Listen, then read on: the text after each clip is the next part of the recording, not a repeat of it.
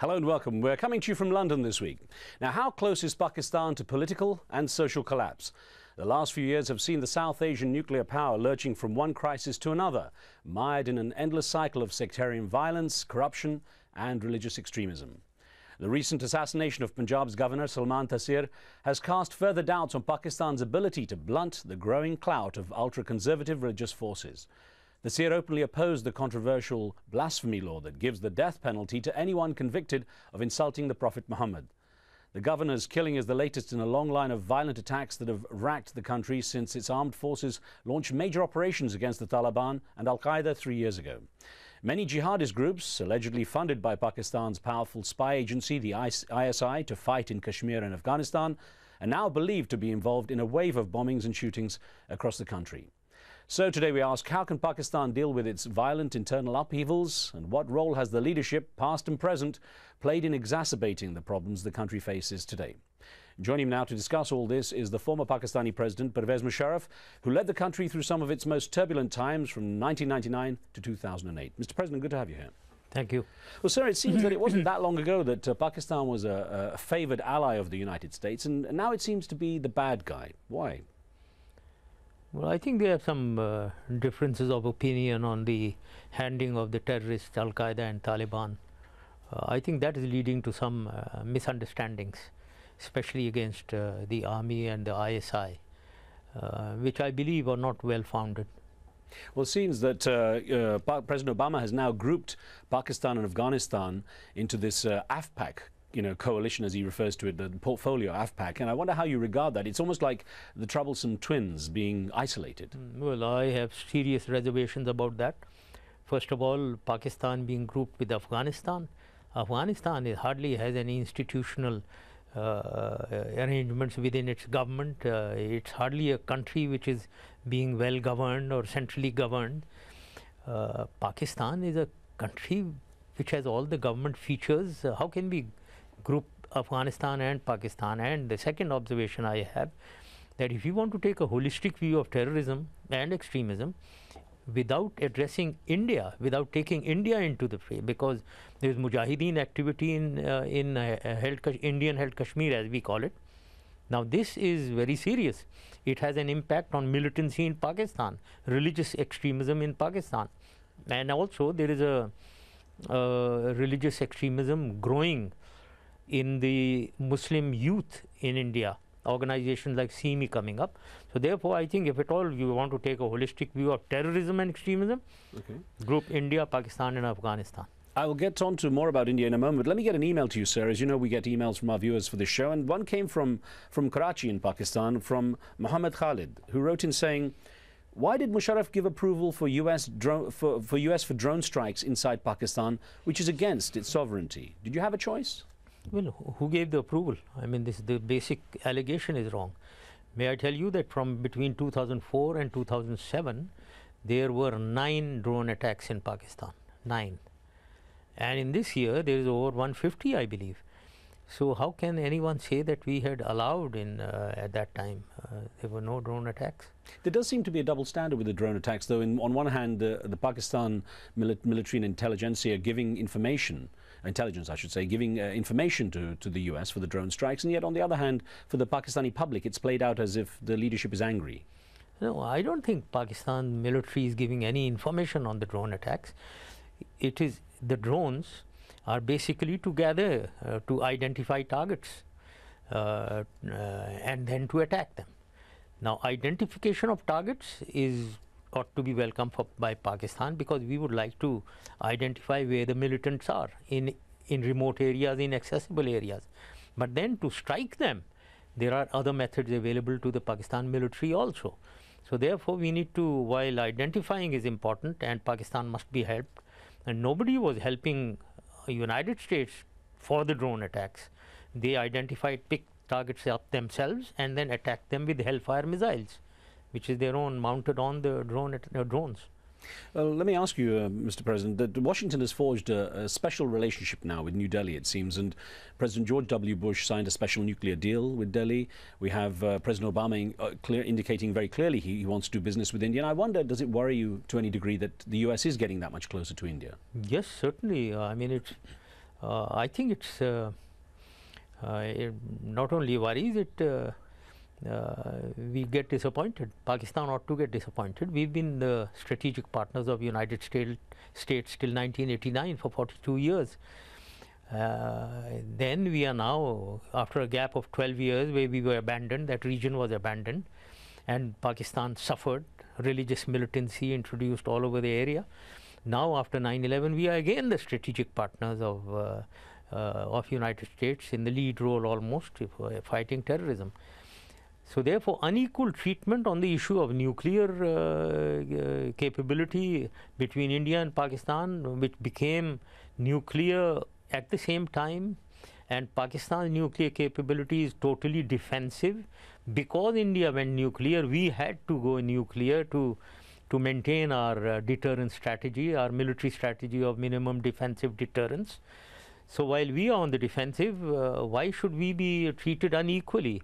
This is a great sensitivity of Pakistan, and therefore I think the United States and its leadership should understand. The picture has changed though, sir, and you have a situation where in India it's very unlikely that anyone could just get their hands on the weapons. There's a big fear in Pakistan that extremist elements could easily access the weapons. There's not the same sense of rule of law, or at least organized government leadership. Well, one can say that rule of law or the writ of the government has been challenged everywhere, unfortunately, but it's not within the military. Now these assets are entirely under the command, under the control of ASFC, Army Strategic Force Command, and which is a corps of the army, regular army. It's a corps headed by a lieutenant general with 2 divisions, headed by major generals, with brigades headed by brigadiers, and regiments headed by lieutenant colonels. So this is not, this is totally under command and control of the military. Unless you defeat the Pakistan military, nobody can get an access on them. But then there are also accusations of the Pakistani military and the ISI being very much those who have backed the jihadists and extremists in the past and have created the complicated situation that perhaps puts them into question. Well, that is not the case. This is, if you see the past, since 1979, events have been changing so much in this region. Pakistan has been adjusting its diplomacy, its relationships with various players. From 79 to 89, we were fighting against Soviet Union. We were encouraging religious militancy, jihad, mujahideen, Taliban. Then 89 to 2001, we were all alone, and so therefore ISI was fending for itself. In Pakistan, and in Afghanistan we saw Al-Qaeda coming up, Taliban coming up, and then Mujahideen activity starting in Kashmir with the freedom struggle starting in 89. Pakistan had to take a view of that also because there was great public sympathy. So these are all issues which have been changing scenarios in the region vis-a-vis India, Kashmir, Afghanistan, and Pakistan's intelligence agencies and the Pakistan government, may I say, of the past also, and with me also. We have to keep adjusting our policies according to the environment. Isn't there a sad irony, though? It's the military and the security forces that now are having to deal with the product of their initial policies to support these jihadists. Well, unfortunately, these Mujahideen groups in Kashmir turned their guns towards Pakistan itself. That is the unfortunate part, where a clash has come between the government and the law enforcement agencies and the Mujahideen, who have public sympathy in the people. The people who support them certainly are not anti-Pakistan, but they support them against Indian Army. But however, since elements within those have turned their guns on Pakistan, that is creating the confusion. And also in Afghanistan, Taliban, when Taliban came in 1995-96, they were against the Northern Alliance, which was being supported by India and Russia. And Taliban are all Pakhtuns who have ethnic links with frontier province and Balochistan. So obviously every government since then recognized the Taliban. So now those Taliban are villains. So now the ISI's role is different, because it is against Pakistan's interest to allow Talibanization to spread into Pakistan. So these changes must be recognized, and see the dilemma with the intelligence organizations of Pakistan, how they've been adjusting themselves to change the environment. Does that mean there are divisions within the Pakistan intelligence and security forces? And is it a lack of power, lack of sort of military power, resources, willpower, perhaps to close the porous border with Afghanistan, to manage the situation? No, no, no, no. I think most of it is misunderstanding. I think what is happening, and in my time at least, and I used to say that to everyone, it's no secret. You have to see, I used to tell all coalition partners and United States, you have to see, we are a member, a part of the coalition. You have to see our intentions and whether we are strategically, we are with you on fighting Taliban and Al-Qaeda, which we are. Now, when it comes to tactical handling, don't teach us, please. Don't micromanage for us. Where I should put the army, where I should act, where I should not act. Don't teach me this. We know more in our area in the tribal agencies than you. And also, don't come across the border. So these tactical, when you get into micromanagement and try to dictate terms to Pakistan, there are differences of opinion. But it's unfortunate that people don't understand this differentiating between the strategic plane and the tactical plane. So let me get an email question to you that came from Dubai, from the UAE, from Aisha Khan, who says, does the general still believe that India is a bigger threat to Pakistan than the Taliban? No, I think there is no comparison. You can't compare. Both have posed a threat. Taliban are posing a threat now. India has posed a threat all along. Since 1947, we fought 3 wars. And also in 2002, they massed the entire Indian military force against our borders. And I know there were intelligence reports that they are going to attack across the border. So they always pose a threat. So I don't think there is any comparison, this or that. Both are, at this moment, today, if you ask, Taliban pose the threat. But that doesn't mean that we can take India lightly. Because whenever there is an attack in India, suppose like Bombay or their parliament attack, there is such hysteria created by politicians in India to attack us, to punish Pakistan, and that is how they mashed. Now, if, God forbid, another incident takes place by extremists and terrorists within India, and maybe in collusion with Taliban or Mujahideen or anyone, and if India thinks that they should attack Pakistan, so where do the armed forces go? We have to have our guard up against the eastern border. So this is the reality. So at the moment it is this, but if India plans to attack Pakistan, it will shift to India then. And of course Pakistan is accused of supporting jihadists and extremists and those in India itself. There was a time when one could have said this statement in the 90s when Mujahideen, when freedom struggle started in Kashmir. As I said, there was tremendous public sympathy. Dozens of Mujahideen groups, other than all these, Lashkar-e-Taiba, Jaish Muhammad, Hizbul Mujahideen, the 3 main ones. Other than that, there were dozen others. And people volunteered to go and fight in Kashmir. Nobody has to support them. All ties have been severed now? Yes, they have been severed because because we were going on a political path since my time at least. That I encouraged Indians, and I must say that was the success of our diplomacy, that they recognized Kashmir to be resolved, and we started the back channel. And when a political solution, political instrument is being used, any other instrument should go behind, and we were proceeding well towards the solution of the Kashmir dispute politically. Couple of questions on that. So one email that came in, if I may follow up, from Toronto in Canada, where Ashish Mukherjee wrote in saying, you are largely blamed for instigating the Kargil conflict with India, which led to an international condemnation of Pakistan and hurt the Kashmir cause. In retrospect, do you think it was a good idea? Hurt the Kashmir cause. I mean, we were near solution of the Kashmir dispute after Kargil, obviously. It was in my time that we were almost near, we were drafting an agreement on Kashmir, other than Sir Creek and Siachen. So this is an absolutely wrong statement that it hurts the Kashmir cause. It didn't at all. Now, other than that, I would also like to point out, it's a general tendency in the whole world, because maybe Indians have a better clout in the media internationally. Nobody talks of what India did to us in East Pakistan. They severed half of our country with active connivance of RAW and active involvement of the Indian military, where the Indian Prime Minister Indira Gandhi said that her greatest achievement is the breaking up of Pakistan, where she promoted her army chief to Field Marshal Manek Shah, for doing this. And then nobody talks of Siachen, where they came into Pakistan and still are in occupation. Everyone talks of Kargil. So I would like to say is that there are a chain of events which started back in 1948 when we fought our first war against India, then 65, then 71, then Siachen, then East Pakistan. All this is a chain of events. So please, let's not take Kargil because it suits anyone in the world or India. I would like to talk of East Pakistan and Siachen before Kargil.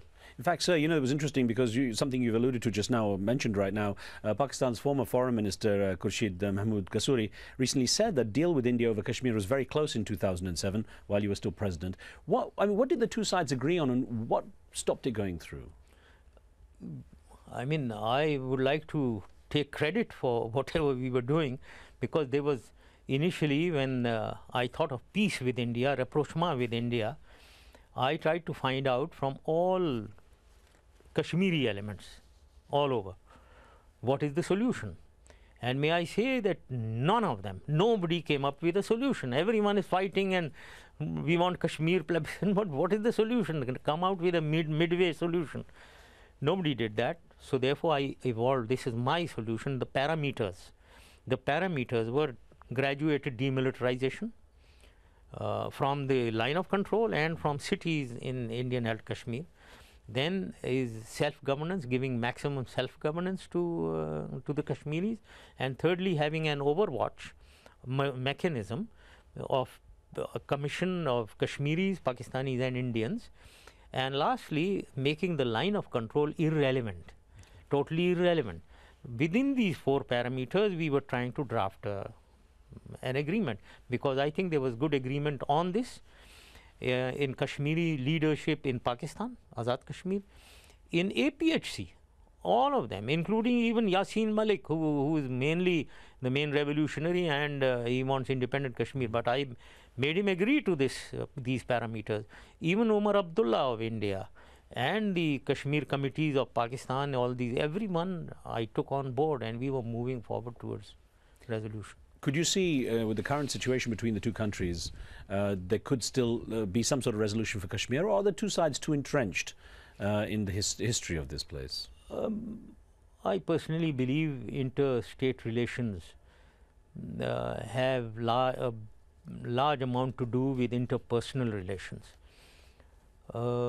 At the moment, I think the relationship between the two leaderships on both sides is not that conducive. So first of all, that it should be conducive, so that you can start some things like the back channel and all that, and then have confidence in each other to be able to go for a resolution. While they must try, but I wonder whether they will succeed. And then you have to have the confidence of the people of Pakistan, by the way.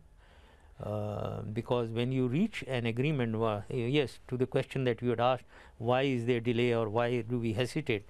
It's in the, I keep saying that leadership should have sincerity, flexibility and boldness. Boldness is the important point, which has to be, which generally is missing in one leader or the other. Because in a solution, you have to give and take. It is the give part that both have to do, which will create agitation in your own backyard. That is where people get scared of, whereas you have to accept it. Well, sir, let's look at Pakistan's situation right now. And of course, we have a very difficult situation in Pakistan. It's in a pretty dire state, according to most people. There's a sense of, the leadership failing, or the government being very detached from the people and so on. And I wonder, is it time for the military, for example, to step back from politics? Has that been a big problem in Pakistan, that the military institutions have been too involved? I mean, Bangladesh did it with General Arshad leaving. Well, my idea is totally different. I don't agree with this. Military doesn't get involved. Military gets involved because there is misgovernance, because the country is almost going off. The military is the most stabilizing factor of Pakistan. As long as the military is there, Pakistan will remain, inshallah. That is the. Now, military doesn't get involved because it enjoys coming into power, because Pakistan is suffering, and Pakistan is almost going as a failed state, or maybe its existence there is an existential threat to it being posed internally at the moment.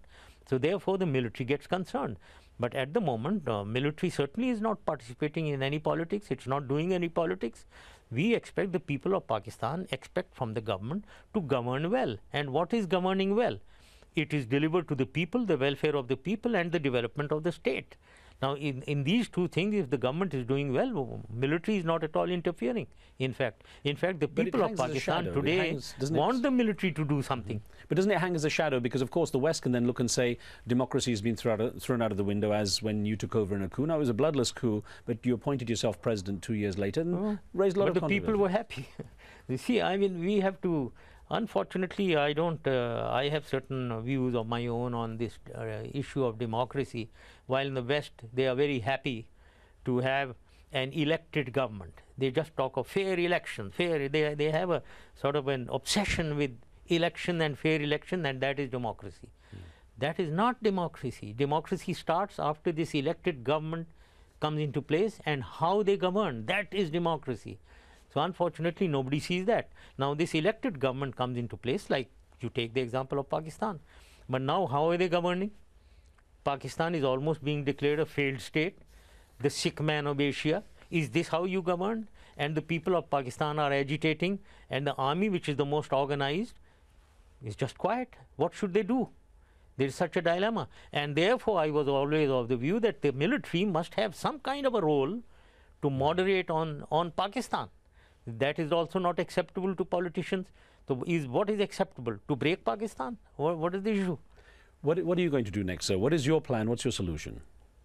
My solution is, first of all, solutions will come later. First of all, I must win in the next election. I've made a party of my own. We have to win in the next election. Can you build critical mass in terms of public support for it? It is gradually building, and I'm very happy with the progress. And I know with what Pakistan is facing, that the people have started harking back on my time, where there was development. Even in 2008, when I left, if you see the socio-economic parameters, they were all on the rise. So it was not that I was failing the country or the people of Pakistan. It was other issues of law and order. So therefore, I personally think it's only gradually it is developing, and there's a good chance that I will succeed. Now, I'll put one email to you, if I may, sir, where you, of course, you do have critics, and this came from the UK. Mohammed Faiz Khan Momand wrote in saying, Musharraf is like a used bullet. He can't do anything for Pakistan. His political party consists of some corrupt people, and he's living in a self-exiled life. When you have that kind of strong criticism against you, how can you convince those people? No, I don't know who this man is. I'm sure he must be some opponent. I mean, there are many people, if I can show you 1,000 letters, who are urging me to come back, who say, we love you, come back, please save us. I can show you. You go to my Facebook. In the Facebook today, there are 380,000 followers in 10 months.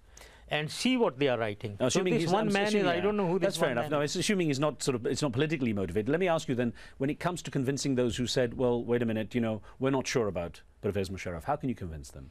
Well, whoever says that is not talking of facts and realities on ground. In 9 years of my governance, as I said, what is governance? It is people, development of the state. Take each and every parameters of these two, delivery to the people, education, health, poverty alleviation, employment generation. Take each one and see the World Bank figures for 2008. Poverty reduced from 34% to 17%. Halving it, is this a mean achievement? Has anyone done it before? Take each parameter of national development of the state, whether it is the economy or communication infrastructure, agriculture, water management, information technology, telecommunication, even culture and heritage, and see what happened in these 6 years as opposed to 50 years of the past, and see the development. So therefore, I have a record in the past. These other people, other politicians don't have any record to show other than failure. Well, sir, of course, we will keep up with your progress. I thank you very much for your time. Thank you, sir. Thank you. Thank you, Liz. Well, thank you for watching. Also, remember, you can watch a podcast of the show on iTunes. This week, we're featuring a discussion on the uprising in Tunisia, its impact on the rest of the Arab world, and the role of social media in spreading popular dissent. On the next show, Britain's lost generation. With nearly 1 million young people unemployed and the government cutting back on benefits, what does the future hold for those just starting out in life? Make sure you tune in for that. From me and the teams in London and DC, we'll see you next time.